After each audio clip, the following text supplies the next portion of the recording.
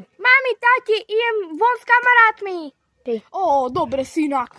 Hlavne sa choď s tými kamarátmi hrať. My budeme niečo riešiť s mamkou. Jej, konečne idem s kamarátmi sa hrať.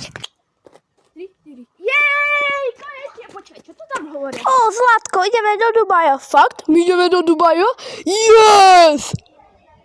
My ideme do Dubaja! Jej! O 2 hodiny neskôr. A ja som ten Tomáš Medium Sim. Ahojte, rodičové! Jak sa máte? My máme pre teba nejaké prekvapenie. Vieš, kam ideme, Zlatko? Ideme do Dubaja!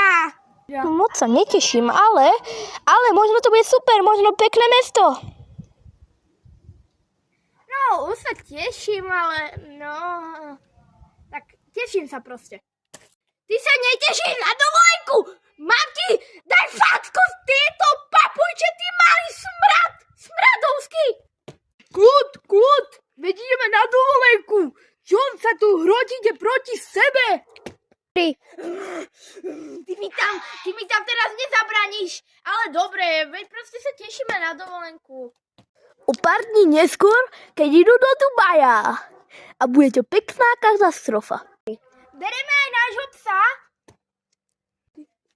Nie, si sa neberú pre Boha. Tam zašpinia, zasmradlia všetko. Áno, ako hovorí ocko, veď zasmradlia všetko. Prečo? Levo!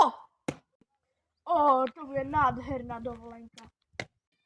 Dobre, už sa teším. 3.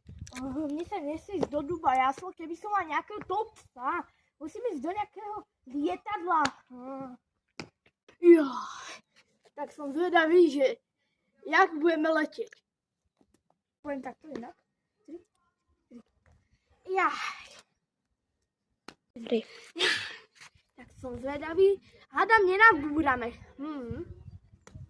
Dobrý deň, pánové, zapnite sa, prosím. Ja som aj letuška, aj hovorím, že sa máte zapnúť. Posluchnete ma na slovo a ktorý tu bude tupec, tak ho vyhodíme z lietadla. Dobre, kerujeme, no. Ja už tu jazdím 30 rokov a ty už tu zo 20 rokov, no. To je ťažké. Ja musím tu vypnúť kamery, prepáčte, ale... O môj Bože, to tak pekné je. O môj Bože. Ja už mám 30 rokov a nevidel som nič také krajšie. Tam je niekto.